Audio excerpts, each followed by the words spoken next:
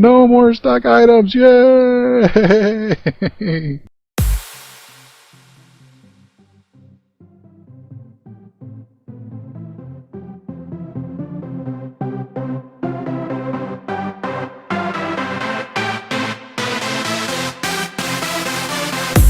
Hey everybody, Andrew here. Welcome back to another episode on the STBN server. No, I'm just kidding. This is actually my Redstone test lab, test world. And the reason we're starting off this episode here is because of something that happened to me in the previous episode. If you remember, I was having some problems with the dropper elevator, the Droppervator, that I had put into the basement of the base, if you will. There was an issue where items were getting stuck towards the top, and I couldn't figure out what the heck was going on. Well, I think I finally figured it out, and I wanted to show you guys what I found, what I discovered, a little research, a little trial and error, a little testing, a little this, a little that, and best way to do that is here in creative, so that I didn't have to waste a lot of time in digging and resources and whatnot. We can just get right to the subject matter. Alright, now these two, we'll get back to those two in a second. What we're really interested in is this guy right here. This is a recreation, basically, of the dropper elevator that I have on the server there on STBN. It's a straight bunch of a stack of droppers. I believe I put 20 right here just to demonstrate, so that we have roughly the same height that I have on the server. A simple little clock pulser. It just, this comparator reads the contents. If there's a content in there, it just sends a signal out. The signal comes back around. It's subtracted. At the same time, that pulse is sent around here to this repeater, powering the block, and then powering the dropper that, when powered, sends the item upward. And then this just keeps going around and around. As long as there's items in this dropper, this comparator keeps feeding the clock, and so forth and so on, and items go up the chain. That is the idea. Now, I've put some redstone lamps here just so that you can get an idea and see what's going on, rather than trying to stare at the little redstone lamps. What we're going to do is send 5 items up the stack and watch what happens. You'll see the lights are going up, you hear a lot of clicking, and you're seeing things going on. And look, that one's on, that one's on, that one's on, that one's on. What I did was I just simply took a comparator at every other dropper and hooked it to a redstone lamp, so that if there's something in here, it'd light the lamp up. And you notice this one's saying, hey, see, right there's a block. There's 1, and there's 2, and then there's 3, and then there's 4. And so out of that 5, we had 1 actually make it into the chest at the top. Not a good ratio at all. Now, what this happens, though, is that if I were to put a larger stack, it would feed the vast majority of them up there, and we'd end up with those 4 left over. And I believe the reason that this is happening is because, according to the wiki, a dropper is an opaque block, so powering it directly can cause adjacent mechanism components, including other droppers, to activate as well. What I take this to mean is a synchronization issue between the powering and unpowering of the droppers, the signal going up this tree, and the items themselves going up. So that you get a desync, and I just fell down a hole. So you can get a desync between the items going up and then the signal going up and droppers being powered, and it just, as you'll notice, the last few that go up, they make it about halfway, and then that desync kind of catches up, and poof, they get stuck in the line. So what do we do to fix this?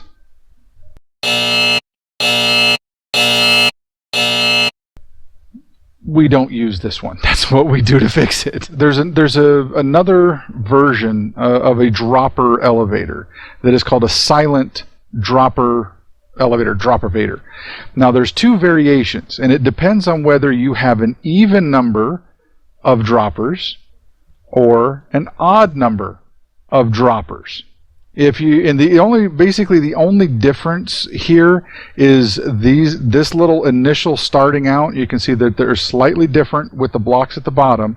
So that's the one difference, and the other difference is up here at the top, in that because an even or an odd number, rather, actually this last torch lines up with that dropper. An even number does not. So if we fly around the other side, you'll see that the very last torch actually is one low. So you end up having to put a block here and to power and unpower this dropper, with a second or a third variation being that this must be a trapped chest. And I'll run a demo of why that is. And again, redstone lamps so that you can see what's happening. So we'll start with the odd, and like I said, this is a very straightforward. It uses a single comparator and 3 repeaters. And the comparator senses when an item lands in here, and this particular design, you cannot just open the dropper and drop something in. It really works best if you have a chest hooked to it, so that way you get one item at a time flowing in. It works a lot cleaner that way. So like I said, a comparator will read that item entering in, sends a signal around. We don't need any delays, but that signal goes around the circuit and powers it. So as soon as it comes in, it basically gets shot right up. And again, referring back to the wiki about how when this dropper is powered, this one will get powered as well. So what happens is the item actually goes up by 2s. So the item here will actually end up going to here, and then on the next pulse will go to 2 up, and then 2 up, and 2 up, and so forth and so on. So it goes very, very quickly. It goes up. Now let's give this a test. Again, 5 will go in. And, oops, I missed. 1, 2, 3, 4, 5 in there. Now we let go, and now look at the lights, and you can actually see them going up. There's a little gap in there, and that was the 5th one. And it was also, like I said, it was very silent, very quiet, no clicking. And here's all 5 of them. Made it right to the top. Nothing was stuck. Now the same thing happens. The same thing is for this one, except this time we have an even number of dropper. This was 21. This is 20. It's just going to do the exact same thing. Detect an item in there, sends a signal around, powers the dropper, pushes it up by 2s all the way to the top.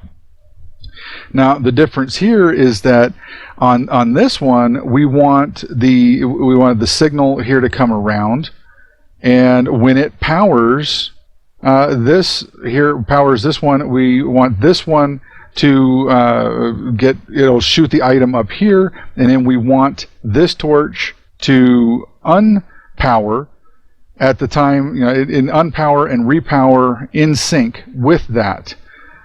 Same thing here, except now with the even number, we need to get the powering and unpowering to be 1 above or below, whichever way you look at it, than it was over here. And that's why we start off with the torch here. Let's look at it this way. You start off with the torches powered facing the droppers. Here we start off with the torches unpowered facing the droppers. And the reason why is when we get to the top, let me get up here to the top, you'll notice that, like I said before, the torches will power unpower this last one, and then an item, because of that by 2s, will get stuck right here, and we use a trap chest to pull. You can hear that click. What it'll do is that when you open that trap chest, that pulse will actually suck the item up into the chest. So easiest way to demonstrate is to show you. Put it in, and you can see the first one going up. There's the second one, and the third one, and the fourth one, and there's the fifth one, and going up. Now, we put in 5, and you see here's 1 right there, but when we open this chest, you'll see it from 4, it'll go to 5 right real fast. Watch. And see, there it is, and there's that click, sucks the 5th one up, pulls it out of that dropper. So anytime you access this guy, it will empty that dropper chain, and we will have a 0 or a lossless dropper elevator. So what we're going to do now is head back to the server, and we're going to figure out which one do we need. We need an even one or an odd one, and we're going to swap out that dropper elevator that we have on the server with one of these guys, and that will solve our problems. No more stuck items in the chain, in the pipe, if you will, and I'll be able to rest easy once again. And then we can get on to the honest building of stuff that we want to get to. All right? Okay, I'll meet you back over at the server. All right, we're back on the server, and right in the backside of my sorting system, right here where the Droppervator is, and I can count that I have 10 droppers right there. So now what I'm going to do is I'm going to end up ripping this whole thing out, and we're going to head all the way down there where the little entry point is into this Droppervator. I'm going to tear this all out. I'll meet you downstairs. As you can see here, we've got it all dug out all the way from up there down here. All the droppers are gone. I've got the base square in place. I just need to put the droppers rather, going back up, and get this torch tree heading right back up with it. So we'll probably need to clear out a couple extra blocks right here, and we'll be good to go. Let me get this going, and I'll be right back. All right, we've got the Droppervator all hooked back up. I took the lights out over there because I'm hoping I don't need them anymore. That was more of a testing thing than anything. So we're gonna run some polished diorite through the system. You see there is no polished diorite in here at all. Okay, so that will be our test block, just to make sure that everything is working correctly. You can see I've got the torch tree is all in here, and I put a couple of fence posts just so that I can't fall down, because I know it's a long way. That is a 30 block drop, and I don't think even feather falling will save me from that one. So but I put these here just in case, but I should be able to still shoot an interpearl down there. All right, I took this out, this little clock thing, because we don't need that anymore. I'm not sure if I'd still need these chests here as a bottlenecking thing because of the way this silent Droppervator works, but we'll just go with it for right now. So we're going to put all 23 in there, and we're going to let it go. And look, there it goes. It's nice and silent. We're seeing that things are heading on up, and all 23 are right there. Excellent, excellent. I love it. I like it. No more stuck items. No more stuck items. Yay! Okay, so let me regroup, and we'll get on to the next build here. I've done a little bit of digging. Yeah, back here, as I alluded to, I think in the past couple of episodes, we're going to have the majority of our crop farms. That is, as opposed to animal or cookers or anything like that. These are going to be all the crops. In here, as you can see, I've got some markers placed down. These are going to be 5x5 tower pumpkin and melon farms. They're going to be automatic piston. I guess they would be harvested by piston, you could say, or piston harvest farms here. They're just going to be stackable. So we're probably in this height, I don't know, maybe get 5 or 6 layers in each. There's going to be 8 towers. So we're going to get lots of pumpkins and melons out of this. And they as the pistons harvest, they all drop down below. They all come down these holes. As you can see, there'll be ice chutes down here to collect all the goods and send them that direction.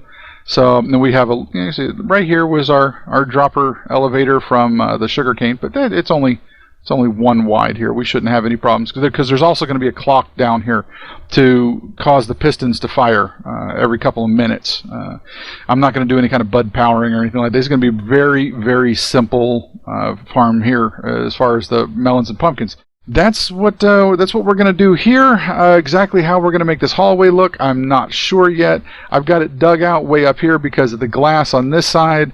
I may do that over here and then angle this back down so that maybe by here you kind of get like an angle and then have it lower here. I don't know. I haven't decided yet. But what I'm going to do now, I'm going to get 1 tower built, and I may go and collect the resources that I need, and then we'll build one on camera, or at least the majority of it, get you started, because like I said, it's repetitive as you go up. Each layer is exactly the same.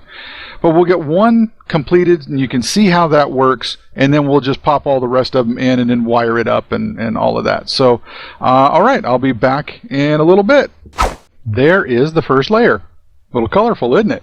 Well, I went with the orange stained clay because this is a pumpkin. We'll probably do like a green or lime green on this side to indicate melon. But anyway, so how this thing works is it's pretty straightforward, as I alluded to before. Let's hop on up top here so you can see. And then these 3 layers, these 3 levels, as you can see here, this is the segment. And we're going to repeat this just up and up and up and up. I don't know, we may get, like I said, 4 or 5 out of this, but we'll see. We'll see how it goes. So basically, this is 4 pistons in a ring, all pointed toward the center. There is a tilled soils in the corner with pumpkin seeds in each one, and a pumpkin will eventually grow in one of these 4 dirt blocks. The pistons, when powered, will push the pumpkin or melon over there, push it and we'll go fall down the center tube and we'll get it collected down below. Now how this thing works as far as the redstone goes, you see right now there is a redstone torch on either in this corner, and then over there you can see right there in that corner over there, and that'll power all 4 pistons just with redstone in the 2 corners. The other corners I have torches just to provide enough light so that we ensure that the melons and pumpkins will grow. Now there's going to be a torch tree on this corner and a torch tree on that corner, so that at the piston level the torches are off until down below. Like I said, down below we're going to have a clock circuit, and it will send a pulsed signal to either corner, and that will send a pulse up this chain and will momentarily extend the piston and then retract again. And if there is a pumpkin or melon in one of these blocks, it'll get pushed off and down the center and we collect it. It's pretty straightforward, really, really simple. So let's build the next layer. We'll do it on camera, and then I'll go ahead and finish it out off camera. So what we got to do now, the first thing is we put some dirt here in the center, making us this little drop chute, if you will. So now what I like to do next is then you put my pistons down on all 4 sides. Now this guy right here is important. We want to put a chiseled block over top of him. We'll get the pistons out of the way. We don't need them anymore. Oh, hello. Oh, I felt like a punching bag right there for a second. Oh, that hurt. Not really. It was just, but it was. I always forget about. Every time I do this, I forget about that. So what we can do is just stand here. And you'll see, like, this will basically be like as the signal comes from down below, you'll see that the piston extends and retracts, just boom, boom, real quick. And that's just enough that any pumpkin or melon there will get pushed off into the center. So now this side will have a regular torch for light purposes, and that is that. Now we'll take our hoe and some seeds. We'll do a hoe, seed, hoe. Sometimes I can get them before they. There we go. got them all back in place again. So we put our seeds down at that, and now let's go for our slabs, and we'll bring in the orange clay again just for the aesthetic value of it. And we're just placing slab. I mean, you can use whatever block you want here. There's nothing that says you have to use half slabs. This has just kind of been my thing as far as the decoration of it. I just like the way the half slabs look. And now with this guy, it's very important that this one is a regular torch. This one's a regular torch. But it's very important that you don't put this torch here, that you put it here. Just because of the way torches interact with blocks depending on how you place them down. And by putting it at the angle, we're going to allow that torch tree to work properly. So that's what's happening there. And now that gives us the dirt layer, the piston layer, and then the buffer layer, as you will, for the redstone to work. So then the next time you come through here, the dirt will be right here, and then we'll build them up again. And what it looks like down from below, as you see, it just continues on up. So we get a pumpkin melon level every other one. So we may actually get more than 5. We may get 6 or 7 in there. It just depends on how it works. We'll see how that goes. And you can see here the pumpkin is already starting to grow. By the time we get to the top and get finished with this, we may actually have some pumpkin sprouting there. So okay, I'm gonna go ahead and finish this one off, and we'll hop on back when we're done. And there we go. The entire pumpkin tower is done. Well, the first one, anyway. We've got 3 more to go.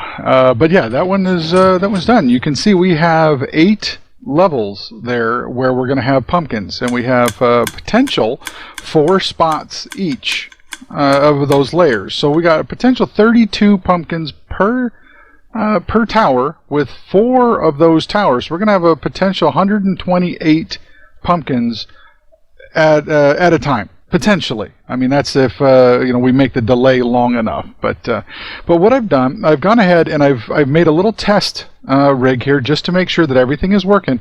So this is going to simulate a clock pulse, and you can see the pistons. It travels up the tower. You can see there's the torch tree, and what it'll do is it will just go ahead and push out any pumpkins that happen to be in those blocks. And right now we're still waiting for them to grow. Some are growing pretty quick, some are growing a little slower, but we're going. It's going. And all right, so that is how that's going to work. Let me go ahead and get the rest of these in, both the remaining pumpkin and all of the melons, and we'll be back.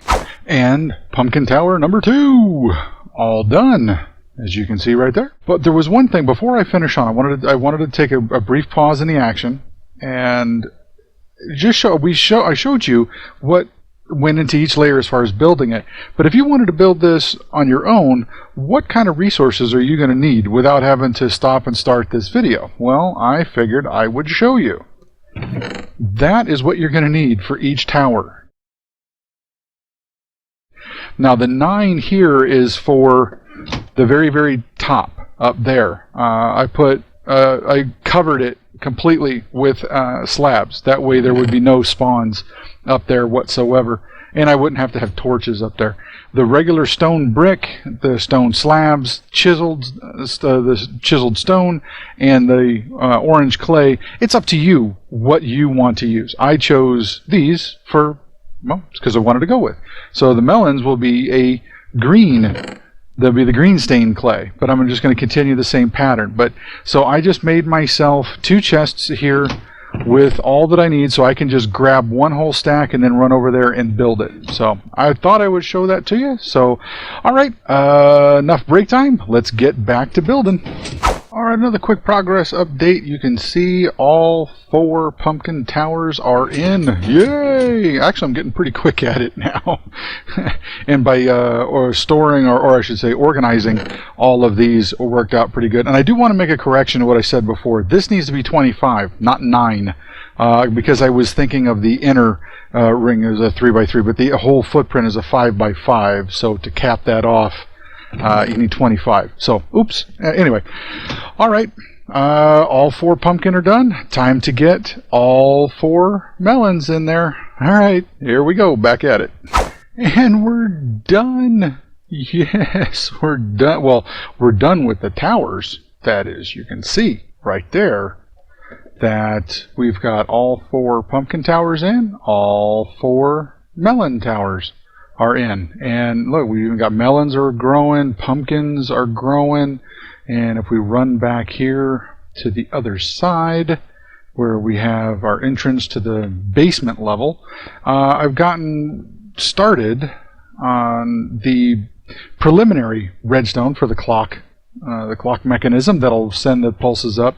Although, as I was putting all these in, I think I might do it a little differently because I need to also deal with the collection of all these guys. As you can see, there's some pumpkins, and those will all come right down here. And same thing with this one, and same thing with this one. All of these will come down, and we got to collect them all, and I want them all to go in a common stream. And I'm thinking I might have the ice tray, ice chute go right down here the center, right over to this wall, and then all of them will come down and in, and then they'll just come right through here and over to this end, and then we'll deal with sending them on their way from there later on. But so yeah, we still got to get the clock wired up and then get that collection system in here, and that's what we'll work on next.